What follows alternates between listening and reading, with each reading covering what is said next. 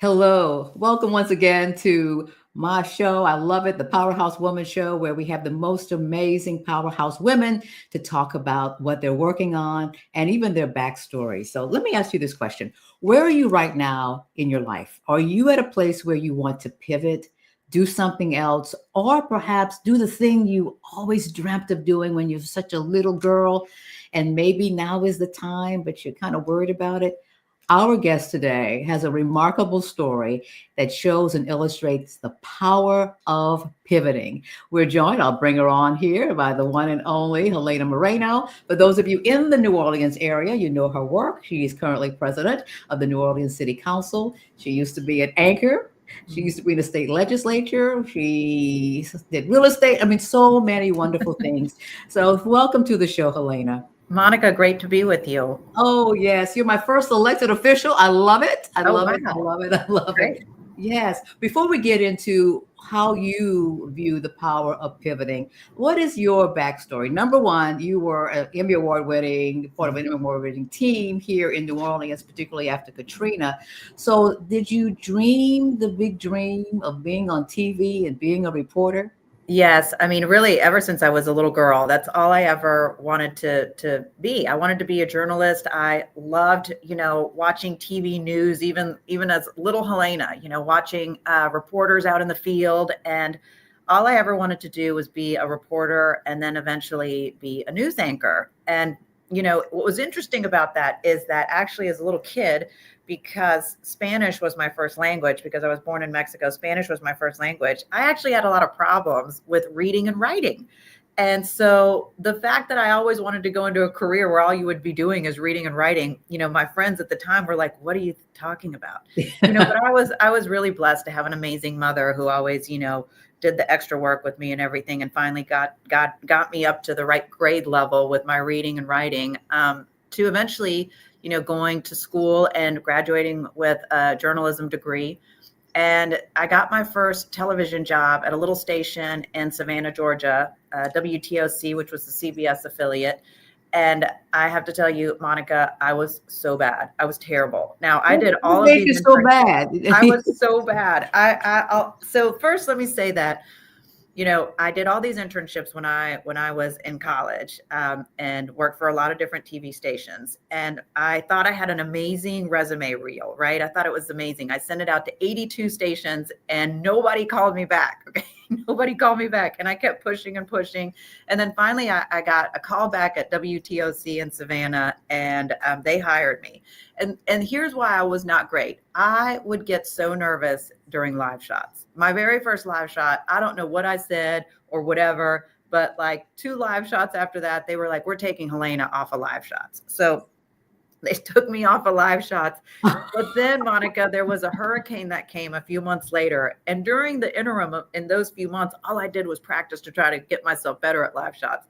So because there was a hurricane coming, they had to put me out in the field to go live. And by then I ended up being really good at them. And I ended up from one of the worst to one of the best doing live shots. And so I was there for about a year, and then I got a call from WDSU in New Orleans to come and be a reporter. And so I was hired to be the nightside reporter, which meant you did the 5, 6, and 10 o'clock news. And I loved that job. And I think, early on, I was a very young reporter. I think they were paying me like $27,000 a year. But I worked my way up to then be on the investigative team, working with, people like the amazing Richie Angelico, one of the greatest investigative reporters that we've ever had in the city of New Orleans, working side by side with him, learning so much from him, learning from anchors like Norman Robinson.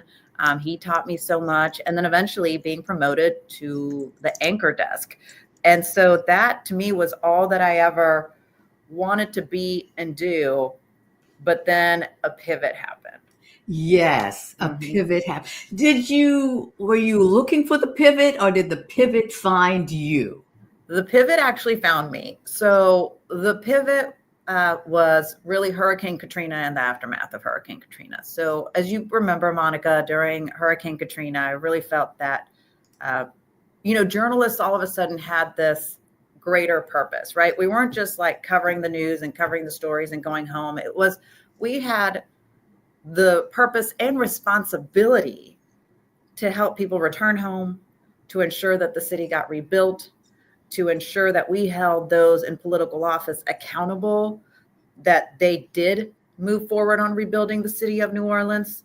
And so I felt like I had this like, I don't know, this like greater impact on my community, right?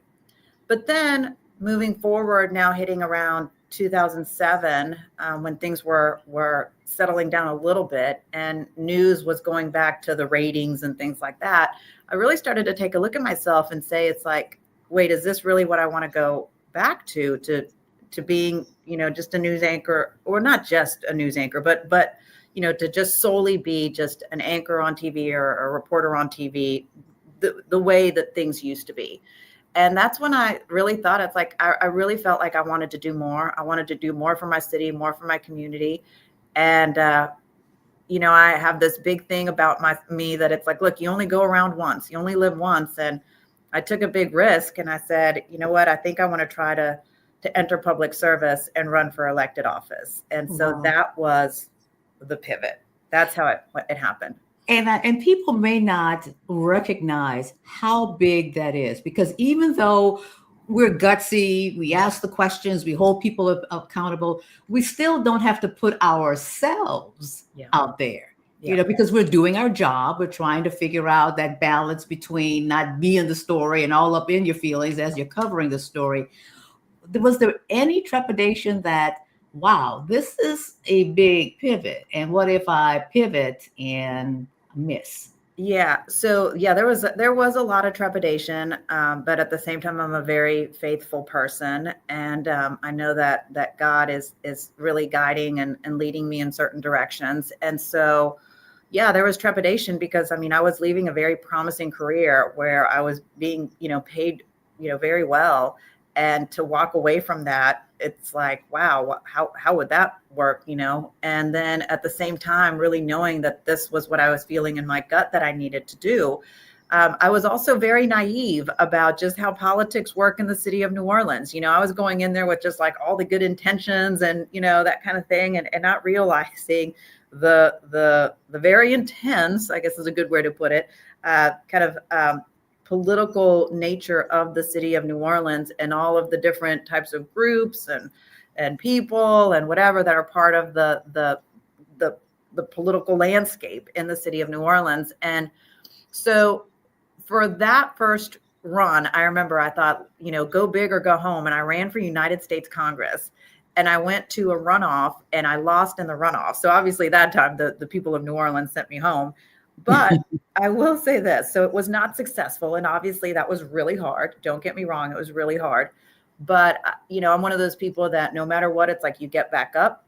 And I was trying to figure out, now what am I going to do? Thank goodness that I did have my journalism skills, which really put me in a good position to then go into public relations. So I started doing public relations work for several different clients, different companies, and even some elected officials.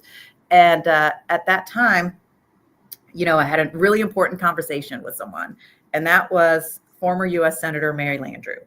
And she asked me, she said, what are you going to run for next?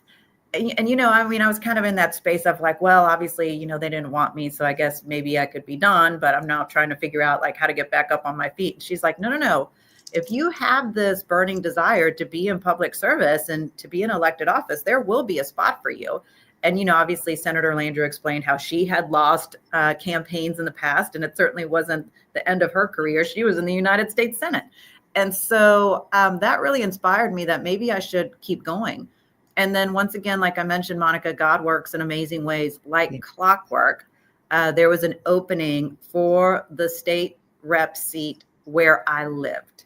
And so I ended up running for the state legislature, and I won that seat by I think like 60-something% of the vote, and was elected to the state legislature. And so that's when I entered public office back in 2010, serving 8 years in the Louisiana legislature, and then getting elected to the New Orleans City Council, where I've been now for 7.5 years. Right. And of course, it's no secret. You're going to also are running for mayor as well. Exactly. Mhm. And I'm so intrigued by that experience. And I didn't know that Mayor Landrieu asked you that question, what are you going to run for next? Because most of us would want to run away from a public defeat. What do you think people who are at a point, particularly women, powerhouse women who are at the point where they're pivoting or have pivoted and it's not working out the way they had envisioned in their head? How, and everybody's a little different, but how do you encourage them to ask that question? What are you going to run for next? Or what are you going to do next? Right. I would say this, it's like, first, take your moment, take that moment of whether it's been defeat or whether it's just not quite working out. Take that moment to just, be calm and just be still and kind of think through the process. And you have to make that determination. It's like, I always tell people, don't quit on your goal unless you really have made that final determination that you want to quit. Don't have defeat or because others told you should quit be the reason why you quit on anything. If you make that determination that it's like, you know what, maybe I'm going to pivot again. Maybe that pivot wasn't the right pivot, but I'm going to pivot again to something else. I get that. But if this is really something that's like a burning desire within you, just take that moment, really think about like why potentially things didn't go the right way and what you can do to correct those things. But if this is something that you really want, keep going for it. Eventually it will happen. And it may not potentially happen overnight, but it will happen. I mean, for example, I look back now and once again, I give it back to God, because I look back now and I would not have been ready to go to the United States Congress at that time. And then looking at where I am now, I mean, all of the things in my life that's led me to where I am now, all were for a reason. My journalism career, teaching me, how to effectively communicate with people, showing me every single part of the city of New Orleans, helping me see the most amazing parts of our city and also the more tragic parts of our city when we see a mother, show up to a murder scene and realize that that's her son, to see those tragedies of our city, to then going to the Louisiana legislature and understanding how Baton Rouge works and the politics of Baton Rouge and how to have those relationships to get things done for our city on the state level, to coming to the city council, to understanding all of the different issues happening within City Hall and all of the reasons why our city looks the way that it does right now and why I know that I can fix them.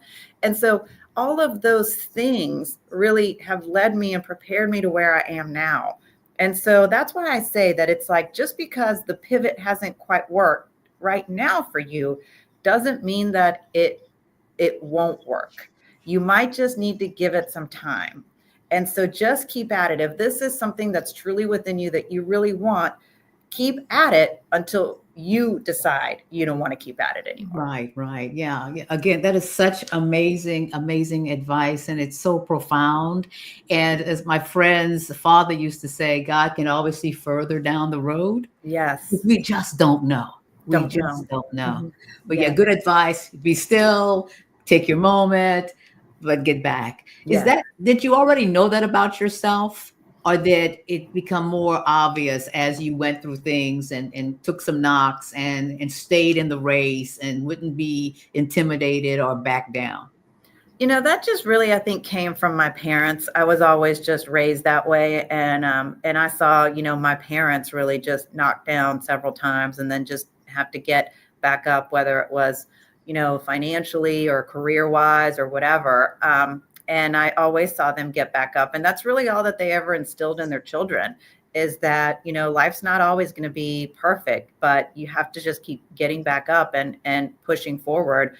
And I grew up in a family and we were very loving, but also tough, pretty much the no crying in baseball type of scenario, Yes. And so it's like, we just had to just keep going. So I really don't know any other way. That's just how I've always been raised and how I've been. Do you think public service, being an elected official, is your path? Or do you think that there's so much work to do that you're going to continue to make it your path? There's, so, I've it's interesting. I guess it's And I almost go back to public service, even to me, was even back when I was in media. So I guess that's another thing too, that I just don't know anything else except on what I can do to help the people of New Orleans, and what I can do to, at the time in media, tell their stories, what I can do now to improve our city, what I can do in the future to really take operations over of the city, and how I can ensure that city services are right to deliver for the people of New Orleans on what they deserve. I mean, this for some reason has always been my path, but also really my passion. Right. Right. You And know? I think you hit on it, Helena. Mhm. What I've come to learn is that whatever you're called to do takes on different vehicles in different ways and Yes. different, but it's always there. Public service has Yes. always been there. You just call Yes. it TV news, call it reporting, call it, working in the state legislature, but it's always there. Yeah. And I always get asked, people say, Helena, you don't have to do all this. You can go be a lobbyist, you can go make all this money. And I was like, yeah, but then what? But like, this is who I am. This is what I love to do. Like, why would I not do what I'm passionate about? Yes. Thank you, first of all, for being on the show. This has been an amazing conversation. And I know there's someone who's been watching or will watch it and like, okay, definitely, definitely, I need to do this, to do it, to do that. Yes, yes, yes, yes, yes. Wonderful, wonderful. Thank you so much for being with us. And how can people continue to know more about what you're doing? Sure. So if you can go to my website, which is helenamorenola.com, and also on my social media, that is that as well. So at Helena Moreno LA as well. But thank you, Monica, so much for having me. It was great seeing you. Oh, great to see you. Hold on just a second. And thank you all for joining us today on the Powerhouse Woman Show. So if you're being called, you're being pulled, if you say, you know what, life is short, if not now, then when, know that you can do it. There is power in the pivot. Thanks for being with us, and we'll talk to you next time on the Powerhouse Woman Show. Bye-bye now. It's the Powerhouse Woman Show.